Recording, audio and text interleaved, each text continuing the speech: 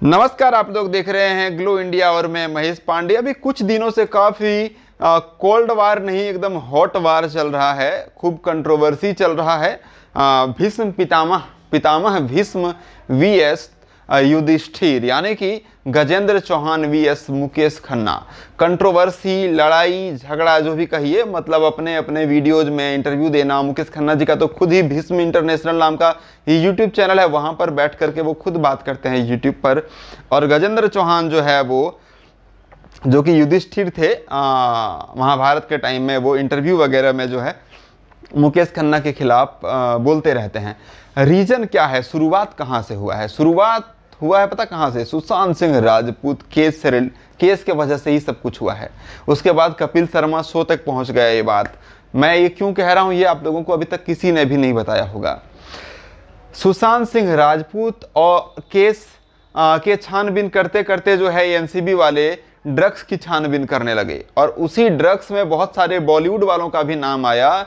Drugs लेने में, drugs seven करने में, ड्रग्स खरीदने में बहुत सारे बॉलीवुड वालों का नाम आया, और उसमें कहीं ना कहीं इशारे में सबसे बड़ा नाम सलमान खान का था। जो कि रिपब्लिक भारत में अर्नब गोस्वामी जो है वो इस चीज़ का जिक्र करते थे, और मुकेश खन्ना जी को भी बुलाते थे, और मुकेश खन्ना भी इन सभी स्टारों के खिलाफ में वहाँ पर बोलते थे। जो ड्रग्स का सेवन करते हैं उनके खिलाफ धड़ल्ले से बोले, खूब निशाना लगाया। और कहीं ना कहीं ये निशाना मतलब न चाहते हुए भी सलमान खान के ऊपर जाकर के लग रहा था। और मुकेश खन्ना ऐसे इंसान है जो बेबाक तरीके से अपनी राय रखते हैं, किसी से नहीं डरते हैं।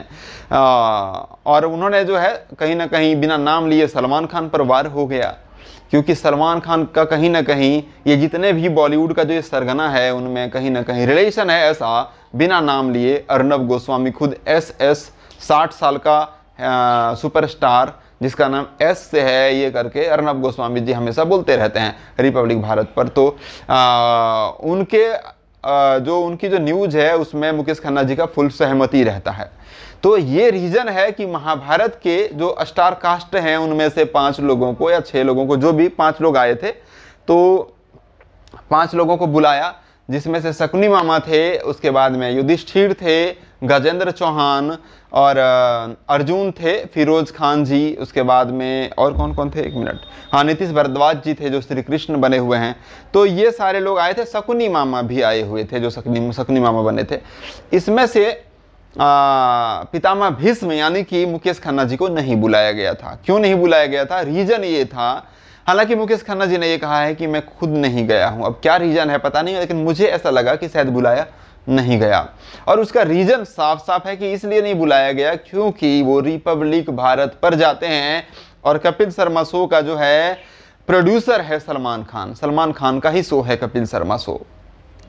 रिपब्लिक भारत का भी मजाक उड़ाया गया कपिल शर्मा शो में। आप लोगों ने देखा होगा एक न्यूज, रद्दी न्यूज नाम का एक एपिसोड अभी चलाया, रद्दी न्यूज, जिसमें बच्चा यादव जो है वो अर्नब गोस्वामी का डुप्लीकेट बनता है और छोटी छोटी बातों पर खूब चिल्लाने लगता है, और किसी के सामने वाले को बोलने नहीं देता है। सामने वाले कहते हैं कि सर आप ही सुनाएंगे या हमारा भी सुनेंगे। मतलब रिपब्लिक भारत में अर्नब गोस्वामी का खूब मजाक उड़ाया गया कि अर्नब गोस्वामी खुद बोलता है बट लोगों को बोलने नहीं देता है। वो सारी चीज़ें दिखाया गया, और ऐसे में ही इसी रीजन से मुकेश खन्ना जी को भी द कपिल शर्मा शो में नहीं बुलाया गया।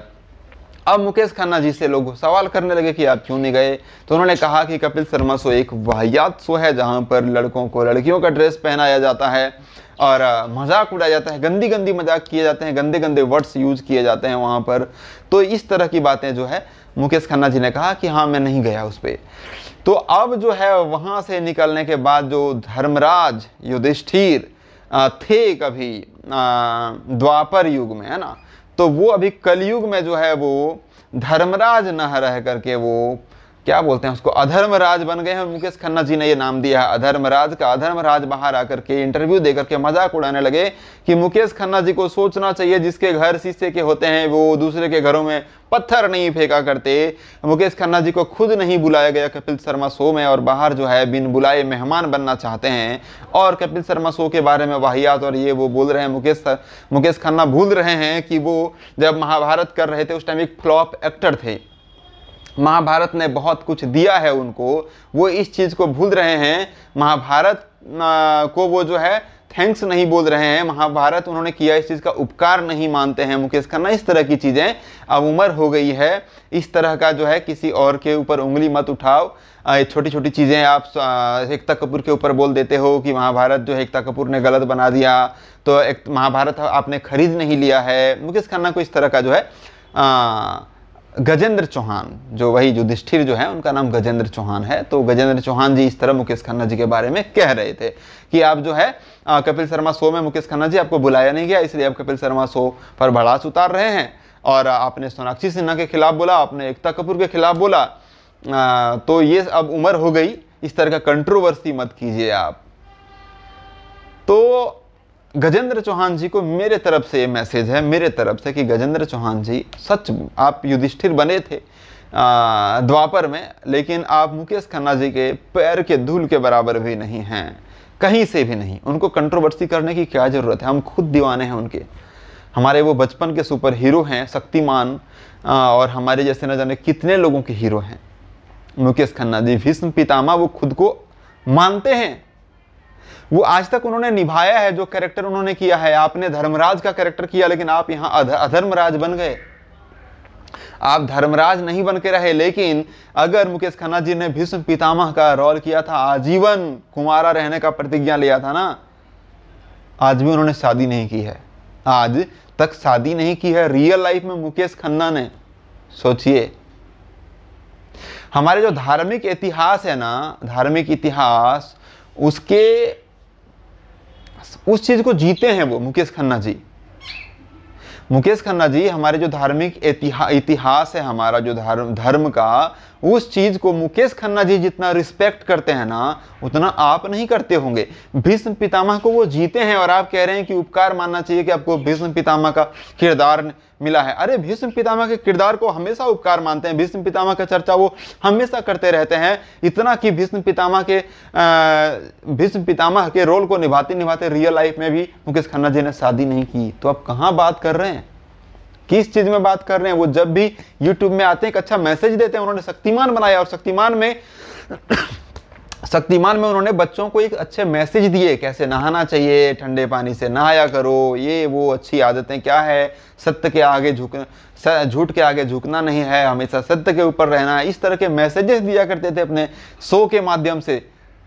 और बात करते हैं वो फ्लॉप एक्टर है, वो उस टाइम भी मुकेश खन्ना जी ने बताया कि 4 फिल्म में करके गया था, हालांकि मेरी फिल्म फ्लॉप हो गई थी, और मैं खुद बोला करता था ये बात, लेकिन 10 फिल्म मेरे और बने हुए थे उस टाइम में, जो डब्बे में पैक थे वो सब रिलीज होने वाला था। 14 फिल्म करके गया था मैं। उस टाइम आप क्या थे? जीरो थे, आप खुद जीरो थे मुकेश खन्ना जी के सामने में। मुकेश खन्ना जी के यादगार जो भी फिल्म आप देख लो वो यादगार ही होता है। मुकेश खन्ना जी की फिल्म हमने देखी सौगंध, अक्षय कुमार के साथ में चौधरी सारंग। वो जिस फिल्म में काम कर लेते हैं ना, वो लोगों के, उनका जो छवि है ना वो बैठ जाता, वो निकलता नहीं है वो छवि। एक फिल्म हमने देखी थी ये राजा फिल्म, संजय कपूर, परेश रावल, मुकेश खन्ना, उसमें लड़की के बड़े भाई रहते हैं। उनमें उसके ऐसे ऐसे डायलॉग्स हैं मुकेश खन्ना जी के। मेन लड़की का भाई में जो एक विलन कह लीजिए आप लोग, एक अच्छा विलन जो मतलब बहुत ही कड़े रहता है, लेकिन लास्ट में बहुत अच्छे सुधर जाते हैं, बहुत मतलब दयालु बन जाते हैं, उस तरह के रोल उन्हें ऐसे कई रोल किए हमने देखे हैं। राजकुमार जी के फिल्म में उन्होंने, शत्रुघ्न सिन्हा जी के फिल्म में उन्होंने काम किया है, और ऐसे ऐसे रोल किए हैं जो यादगार है, जिस तरह का रोल आपने नहीं किया कभी। आप काम तो माँ वैष्णो देवी में आपने किया है, हमने देखा है, बड़े अच्छे अच्छे आपने भक्ति रोल किया, लेकिन रियल लाइफ में आप भक्ति नहीं है आपके अंदर। लेकिन मुकेश खन्ना जी के अंदर अभी भी रियल में भक्ति है। वो नहीं चाहते हैं कि हमारा जो धार्मिक धरोहर है, जो इतिहास है हमारे धर्म की, वो खत्म हो जाए, विलुप्त हो जाए। महाभारत का कहानी कुछ और है, लेकिन आप कुछ और बना दो, ये वो नहीं चाहते हैं कि बच्चों के दिमाग में एक गलत इंफॉर्मेशन जाए महाभारत के बारे में या रामायण के बारे में। इसीलिए उन्होंने एकता कपूर के खिलाफ बोला, क्योंकि एकता कपूर ने द्रौपदी को टैटू लगवा दिया था यहाँ पर। एकता कपूर ने जो भी सीरियल बनाए, उसके जो योद्धा होते थे ना, वो उड़ते थे, रामायण हो या महाभारत हो। 6 पैक ऐप वाले एकता कपूर के जो है होते हैं सीरियल में, धार्मिक जो पुराण में, उस टाइम कौन ऐप बनाता था 6 ऐप भाई, 6 पैक ऐप जिम में, लेकिन उस तरह का बनवाया करती है एकता कपूर। तो कहीं ना कहीं ये गलत है, मुकेश खन्ना जी ने वही कहा। हनुमान जी लक्ष्मण जी के लिए जो है वो संजीवनी लेकर के गए थे, पहाड़ उठा करके पूरा का पूरा। तो वो सोनाक्षी सिन्हा को नहीं पता था कौन बनेगा करोड़पति में पूछा, तो बताइए आप हिंदुस्तान में रहते हैं, हिंदुस्तान के मुझे लगता है हर मजहब के लोगों को ये चीज पता है।